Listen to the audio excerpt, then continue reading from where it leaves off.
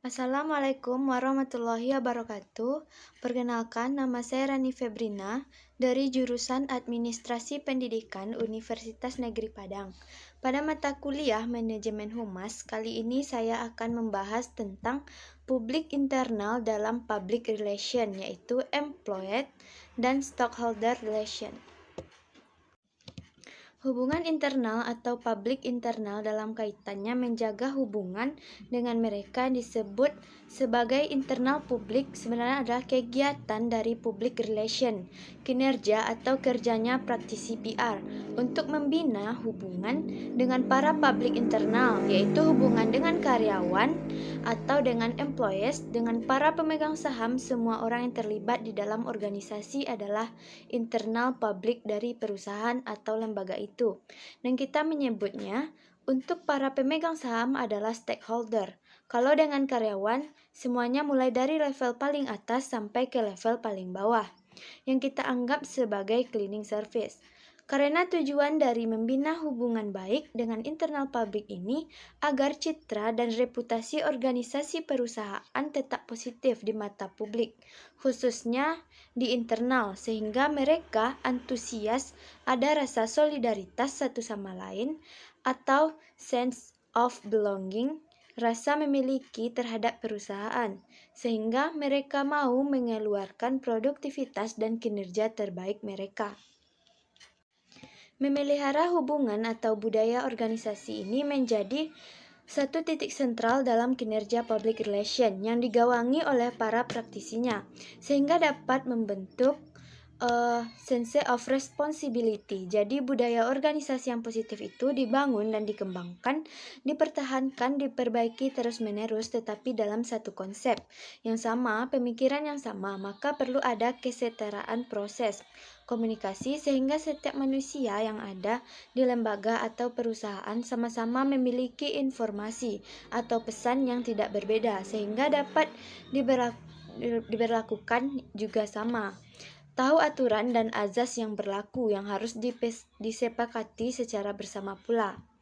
Bentuk-bentuk hubungan player relation atau hubungan dengan para karyawan yaitu yang pertama yaitu komunikasi harus dua arah. Mustahil komunikasi satu arah hanya memberikan garis perintah, itu tidak akan memberikan dampak positif bagi produktivitas proses kinerja yang berjalan di sebuah lembaga. Akan banyak yang tersumbat. Ketika komunikasi yang dilakukan cuma satu arah, artinya ketika ada perintah maka ada kondisi di mana para karyawan juga bisa menyampaikan pendapat atau pandangan mereka. Kritik saran mereka ini akan ditampung oleh para praktisi PR. Mereka akan berada di tengah-tengah sebagai mediator antara pengambil kebijakan dengan para karyawan secara keseluruhan. Jadi bagaimanapun karyawan bukan robot, hanya melakukan apa yang sudah ditetapkan berdasarkan SOAP, hanya berdasarkan garis perintah up and down.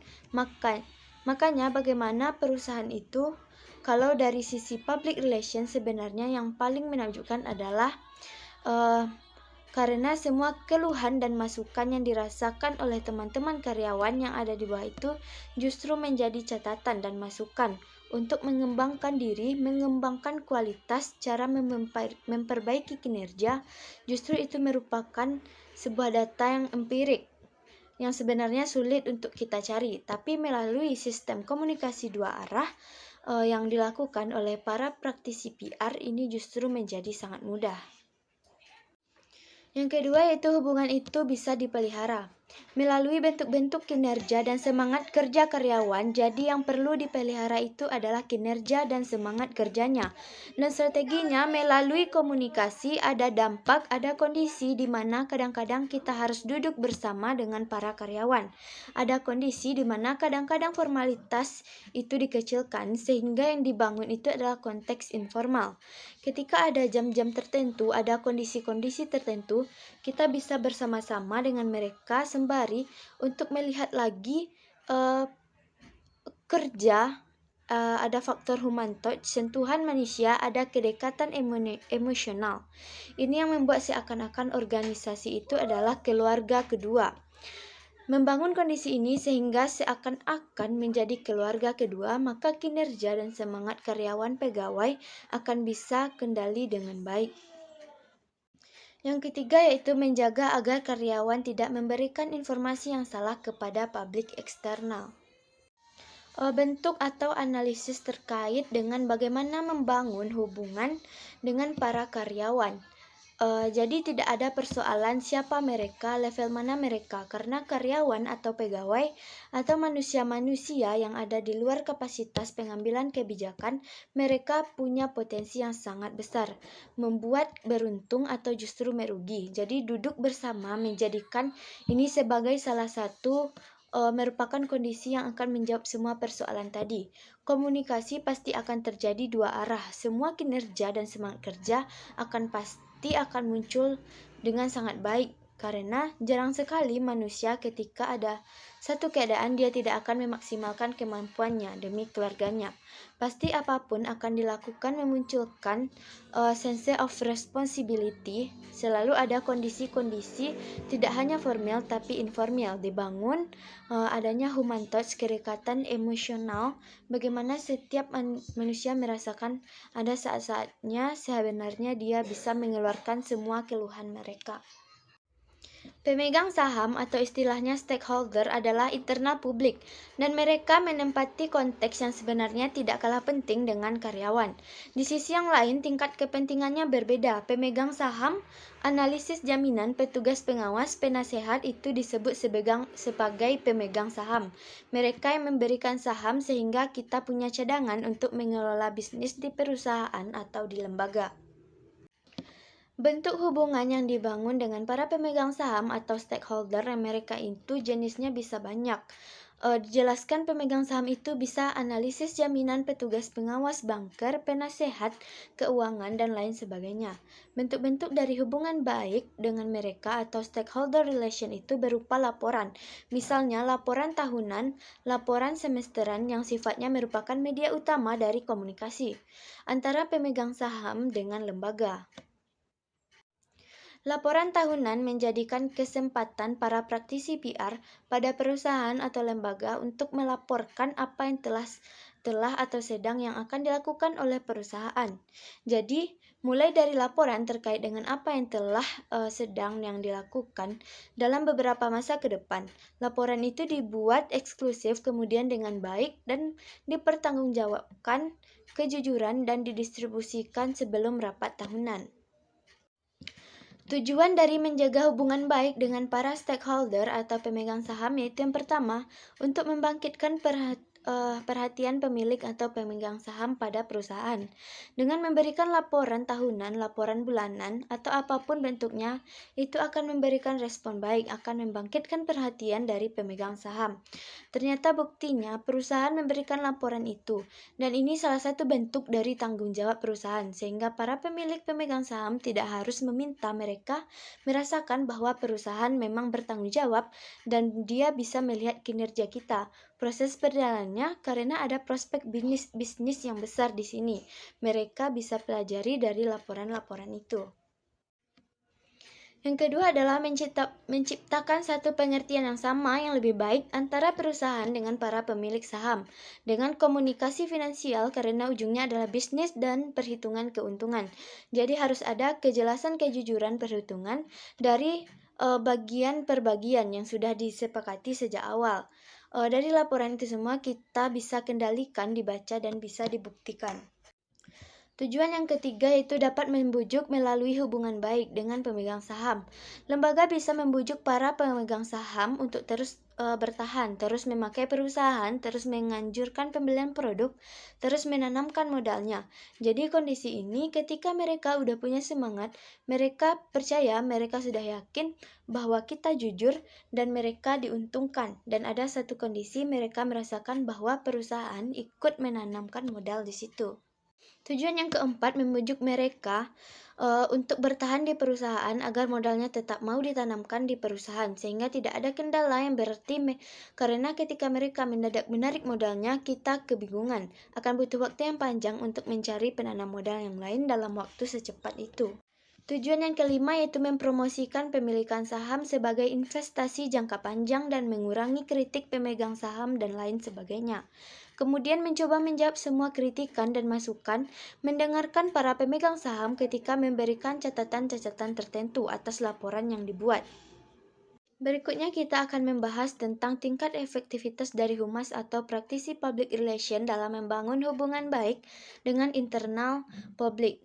Tadi dipengaruhi oleh beberapa hal, yaitu yang pertama, keberadaan pemimpin atau manajer dari perusahaan atau lembaga itu dalam berkomunikasi. Jadi komunikasi manajer, komunikasi pengambil kebijakan, dan komunikasi para praktisi PR yang tidak hanya ahli yang berpengalaman namun juga sebenarnya harus didukung oleh sumber daya teknis yang modern dibangun dengan kondisi emosional yang cakep, ada persoalan touch. Yang kedua dipengaruhi oleh kesadaran sekaligus pengakuan dari pihak-pihak manajemen akan nilai dan arti penting komunikasi dengan para pegawai, yang para stakeholders. Jadi harus ada pengakuan dulu, keyakinan bahwa perusahaan akan sulit berkembang bahkan akan sulit bertahan ketika produktivitas para karyawannya tidak baik. Yang membuat mereka baik produktivitasnya yaitu membangun hubungan komunikasi yang ideal. Bagaimana setiap orang merasakan bahwa itu adalah perusahaan dia sehingga mereka mau melakukan apapun demi perusahaannya sendiri. Yang ketiga, keterbukaan pihak manajemen, jadi benar-benar alurnya ada di pengambil kebijakan. Pemimpin mereka harus sangat mau terbuka untuk secara periodik menempatkan para karyawan bukan orang rendahan yang dipandang nomor sekian, tapi ada satu kesatuan bagaimana mereka dianggap sama sehingga menjadi titik sentralnya adalah SOAP-nya, membangun kinerja sesuai dengan aturan-aturan yang sudah dibuat dan disepakati bersama, termasuk oleh para pegawai sendiri. Peserta ikut andil untuk melihat dan merasakan kapan perlu mereka juga terlibat dalam menuntun dan membuat SOAP, apakah itu berupa masukan yang kita dengar dari hasrat atau keinginan mereka. Media-media yang bisa dimanfaatkan sebagai praktisi PR atau humas di sebuah perusahaan dalam rangka menjaga hubungan yang baik. Yang pertama itu jurnal internal. Adalah publikasi atau terbitan yang didistribusikan kepada anggota atau khalayak di internal pendukung dari satu organisasi atau lembaga. Dan jurnal ini sebenarnya diartikan secara luas sebagai bahan cetakan dan sekarang elektronik juga ada yang diterbitkan secara teratur. Bentuk-bentuknya bisa terbentuk majalah, kalau yang cetak majalah koran, majalah dinding, dan semua bisa dimanfaatkan sehingga segenap informasi yang disampaikan itu sudah ada di lembaga sehingga ada satu kesatuan yaitu komunikasi tertulis. Komunikasi verbal tertulis yang bisa dibaca dan dimanfaatkan oleh seluruh karyawan. Yang kedua yaitu papan pengumuman. Di papan pengumuman kalau ada informasi apapun terkait jadwal, terkait apa saja yang baru itu bisa dimanfaatkan video berupa CCTV atau television dan atau stasiun radio. Kalau memang punya jaringan telepon internal kontak, saran, insentif bicara, siaran umum atau obrolan langsung, rapat itu bisa dimanfaatkan sebenarnya oleh perusahaan atau lebih dalam rangka menjamin hubungan baik dengan para karyawan. Kegunaan dari humas internal atau praktisi PR dalam menjalin hubungan dengan publik internal yaitu yang pertama untuk melakukan penjelasan, membuat penjelasan kebijakan perusahaan yang menampung berbagai macam keluhan. Artinya memang akan sangat mustahil apalagi sebagian besar perusahaan semakin besar jumlah karyawannya mustahil untuk melakukan komunikasi satu dengan dua orang secara beruntun. Maka melalui media internal bisa dimanfaatkan untuk menjelaskan kebijakan perusahaan dan menampung keluhan dalam rapat. Yang kedua, untuk memelihara keterbukaan. Komunikasi dibangun untuk setiap orang bisa membuka diri menyampaikan hasrat dan keinginannya. Dan pembukuan tahunan juga ada perombakan personalia bahwa kegunaan itu juga dilakukan untuk pengembangan atau penjelasan terkait dengan teknologi baru. Sehingga memang butuh waktu peningkatan keselamatan kerja dan penyampaian berita dari personalia yang dianggap penting bagi perusahaan. Baiklah, sekian penyampaian materi saya mengenai public internal dalam public relation yaitu karyawan dan pemegang saham atau employees dan stockholder relation. Atas perhatiannya saya ucapkan terima kasih dan assalamualaikum warahmatullahi wabarakatuh.